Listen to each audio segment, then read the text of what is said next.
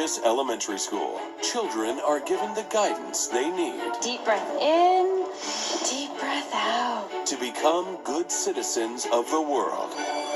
Fortunately, this academy just hired the perfect teacher. Dolph Lundgren is Kindergarten Cop 2. Hello everybody, welcome back to Screenstars. I'm here today to bring you my review for the 2016 action comedy Kindergarten Cop 2. A film that's directed by Don Michael Paul, and it stars Dolph Lundgren, Darla Taylor, Bill Bellamy, Alex Paunovic and Sarah Strange.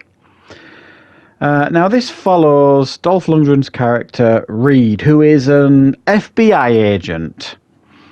Now he is sent undercover at a kindergarten school because a former teacher there, who was a bit of a hacker, has a flash drive that contains information on all the witness protection program witnesses.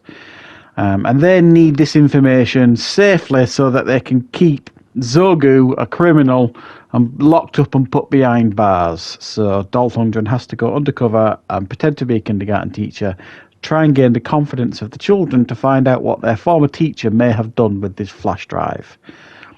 Right. What are my thoughts on Kindergarten Cop 2?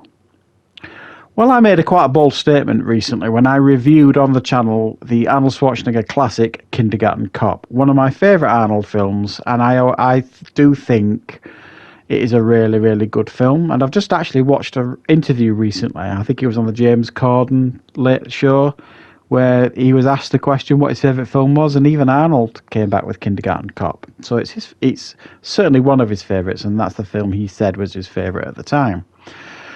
So it is regarded as a classic. Now, I was aware that there was a sequel, Kindergarten Cop 2, and I was aware that it was Dolph Lundgren in it, but I'd never really been interested in it.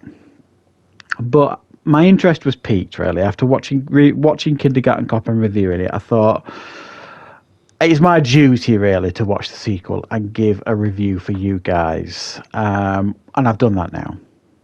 What are my thoughts on it? Well, it's not very good, I suppose. Is the basic thing I can say about it. It's just not very good. Is it terrible? No, it's not terrible.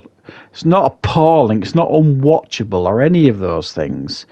It's just a very, very tame sequel to a classic Arnold film. Now, the casting of Dolph Lundgren here, I think, is a good idea. It works. You need a larger-than-life, macho character to kind of make this concept of this tough, police officer having to work in a kindergarten school. I don't think they capitalise on it anywhere near as good as they did with Arnold.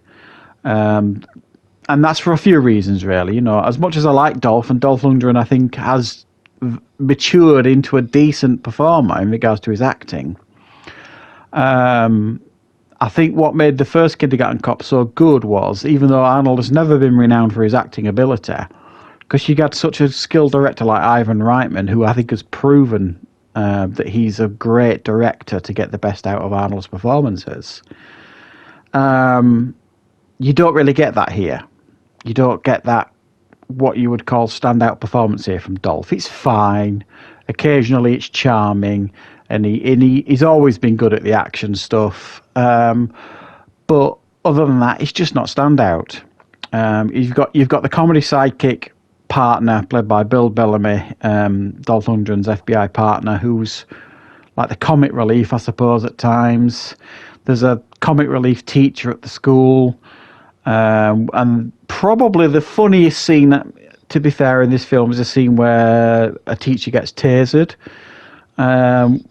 That raised a chuckle in me, but beyond that, it is not memorable at all, and there's nothing that stands out in regards to funny. It follows very similar beats to the first one, it just doesn't take as many risks. And what I mean by that is there is a similar storyline in this film where one of the children looks like, I don't know if they're being abused is the right word, but if you remember the first one, there was that child with the bruising that Arnold eventually beats up the dad and decides to press charges. might not have been seen as risky in 1990, but that would be more risky these days, a storyline like that in a family film. They don't do anything like that with this child. The father is drinking too much, but after a heart-to-heart with Dolph, everything's fine, sort of thing. This father, realizes that he's not doing right by his child and everything's okie dokie, and Dolph's going to help him find a new job and all this kind of stuff. And it's just like, yeah, that wasn't interesting, and that was really, really tame. And I don't know that they play around in this film with the modern themes of, hugging. All the kids are hugging. You got to say things a certain way to them. You can't say these phrases. You can't say this. You can't say that. This is the new modern way of communicating with children of this age. And I'm not sure if they're playing around for that, for comedy value, or if they're being up in the serious. It seems very nondescript how they approach it. So you don't know whether you're supposed to be amused by it or if it's actually for real. I think if this was trying to be funnier, it would have found a way to make that work better as a comedy plotline, and it just doesn't. It's got a really weak villain. This Zorgu character is just very nondescript, very weak. But you could argue that about the original, I suppose. He wasn't really a strong villain, but he certainly had more presence than the Zorgu character in this one. And it's exactly what you expect. He goes undercover. It's all chaos and mayhem with the kids. It's all jolly and funny. He gets the confidence of the kids. He falls in love with a teacher, another teacher in the school, very similar, which is a bit awkward when you actually realise that there's about a 30-year age difference between the two of them. It's a bit creepy, it feels. Didn't fit. I thought he was going to have a relationship with the head teacher who seemed more appropriate in regards to age difference between the two of them, but no. The beautiful, stunning young teacher is the one that he has the relationship with or falls in love with, sort of thing. So this isn't appallingly bad or anything. I'm not saying that, but it is certainly not great either. As sequels go, I've seen worse, I suppose, than this. It's a decent attempt, but it's just not memorable at all, and it is far too similar to the first one. Imagine the first one, but without any risk-taking and any real standout comedy moments, and that's what you've really got with Kindergarten Cop 2. Not offensively bad, but certainly not memorable or good either. So thanks for watching, guys. I hope you enjoyed this review. I will, of course, be back with more reviews and content on the channel very, very soon.